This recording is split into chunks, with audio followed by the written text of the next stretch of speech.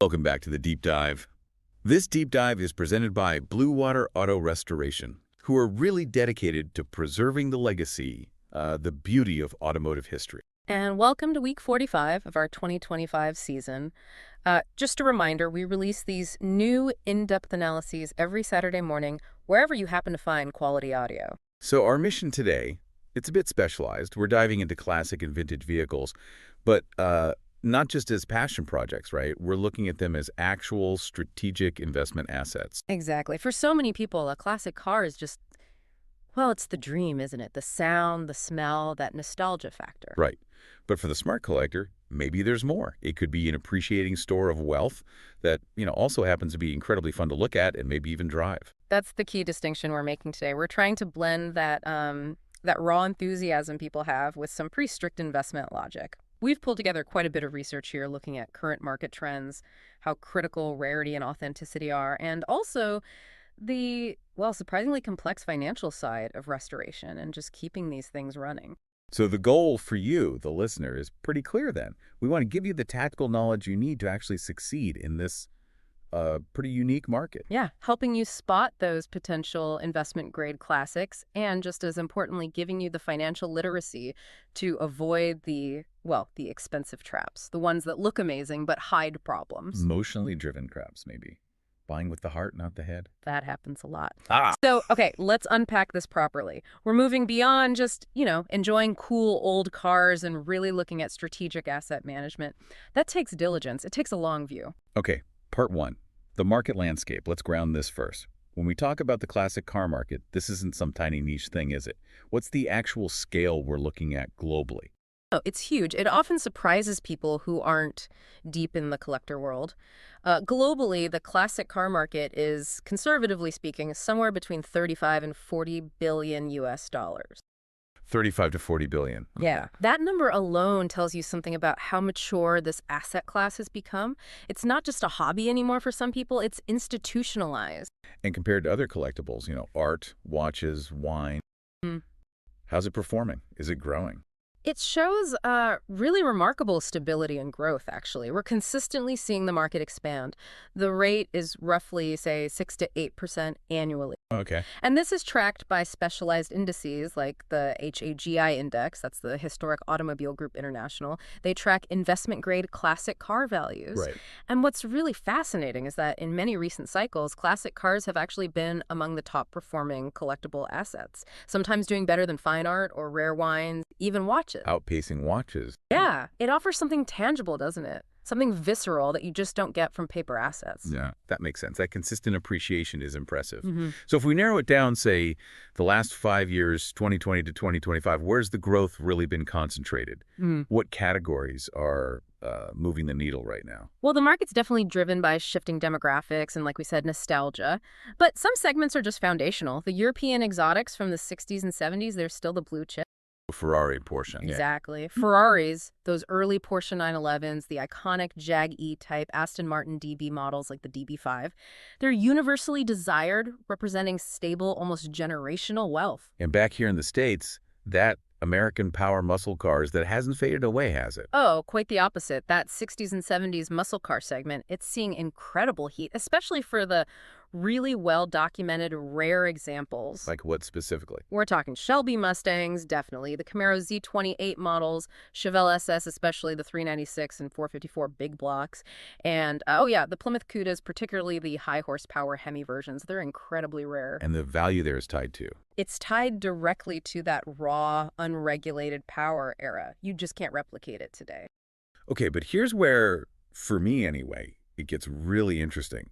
It shows a big shift in focus, the Japanese ascent. I mean, these are cars that maybe 10, 15 years ago, people saw as just used performance cars, not really classics. You're absolutely right. We've seen, frankly, stratospheric growth there. Models like the Toyota 2000 GT, okay, that was always rare and valuable, but also the early Nissan Skyline GTRs. Godzilla models. Yep. And even pristine examples of the original Mazda RX-7s, the first gen. This whole rise is fueled by a global collector base that, well, they grew up playing these cars in video games like Gran Turismo, seeing them in movies. Right, Fast and Furious effect maybe. Partly, yeah. Yeah. And motorsports, they're literally moving from just being enthusiast cars to becoming actual investment assets almost overnight, it seems sometimes. And that connects directly to the wider nostalgia boom, right? Yeah. The focus on the 80s and 90s. This seems like the entry point for a lot of younger collectors now. Yes, definitely. As millennials and now Gen Z gain more purchasing power, they're buying the cars they grew up with, the poster cars from their bedrooms. So what are we seeing there?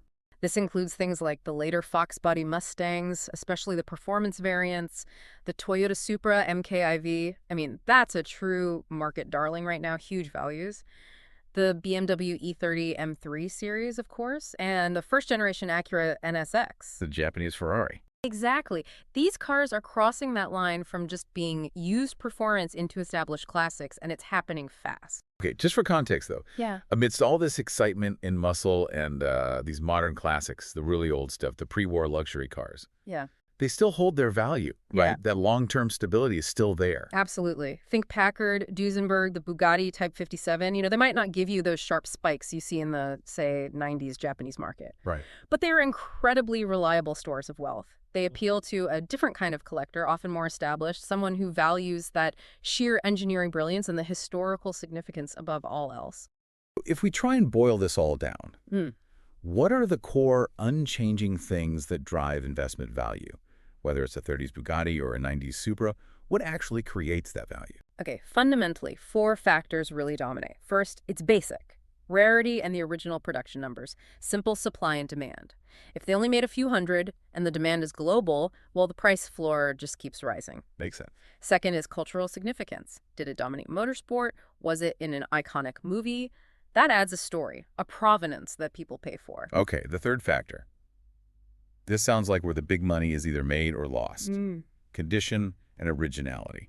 And this is where we have to talk about matching numbers, right? Yes, indeed. The market's obsession with authenticity really gets quantified here. Yeah. A matching numbers car, that means the VIN, the engine block number stamped at the factory, and the transmission serial number, they all line up with the original factory records. And how much does that really matter in price? Our research shows these cars command a premium of, get this, 25 to 40%, sometimes even more. 25 to 40%, just for having the original bits. Exactly. Over cars that might look identical but maybe have a replacement engine or transmission, it's not a small difference. It's a massive valuation jump because it proves that history, that unassailable provenance.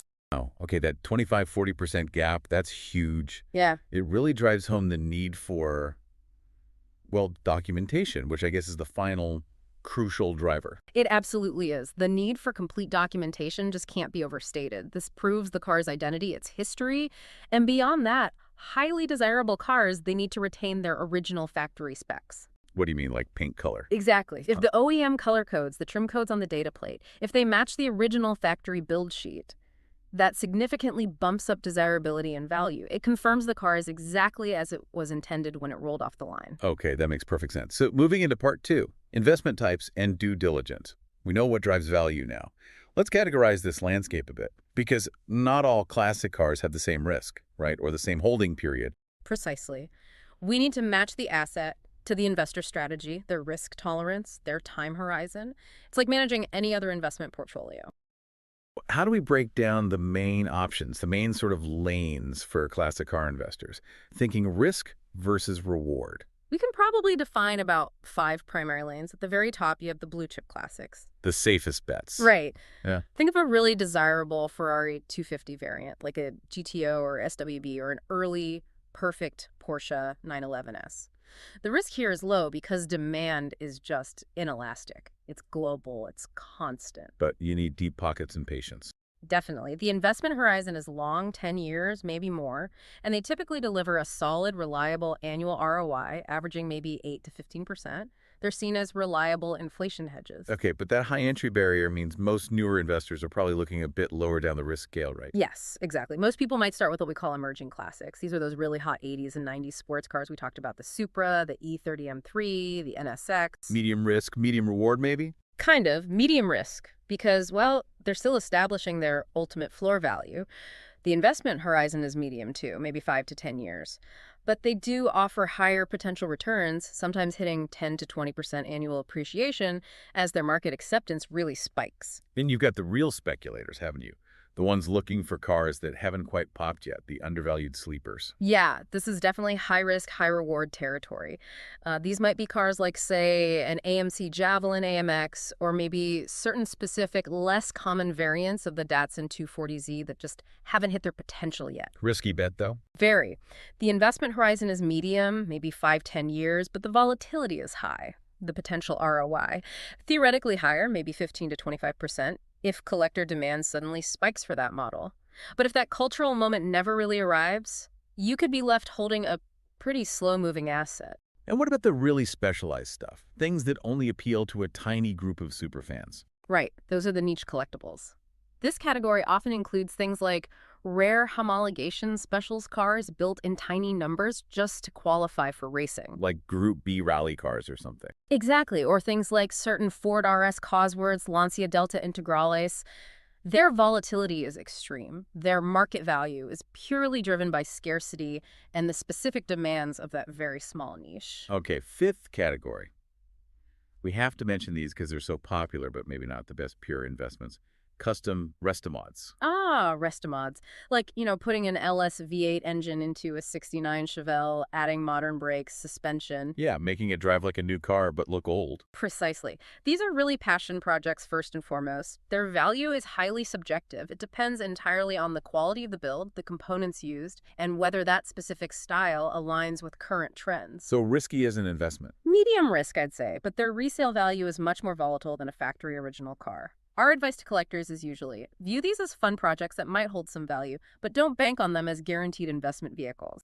That clarifies the different paths. Okay. Now let's get tactical. Due diligence. This is the core, isn't it? When you're looking at a car, what's the absolute must-do checklist for verifying it's actually what it claims to be? Authenticity. It's all about paper and physical stamps. You absolutely have to confirm the VIN, the engine block number, the transmission